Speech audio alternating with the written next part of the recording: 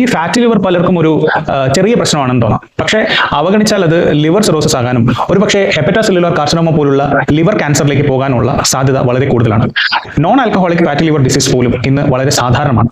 അത് ഉണ്ടെന്ന് പലരും അറിയുന്നത് വളരെ ആകസ്മികമായി ഒരു അൾട്രാസൗണ്ട് സ്കാൻ ചെയ്യുമ്പോഴായിരിക്കും. പക്ഷെ ഒരു നല്ല വാർത്ത എന്താണെന്നാൽ ലിവർ സ്വയം പുനരുദ്ധരിക്കാൻ കഴിയുന്ന ഒരു അവയവമാണ്.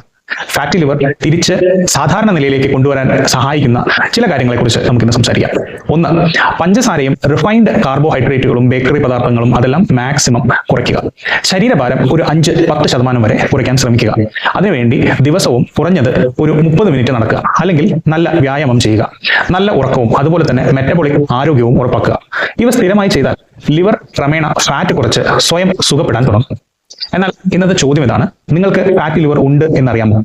നിങ്ങൾ അടുത്തിടെ ലിവർ പരിശോധന നടത്തിയിട്ടുണ്ടോ? ഉണ്ടെങ്കിൽ അത് സുഖപ്പെടുത്താൻ നിങ്ങൾ ഒരുക്കമാണ്.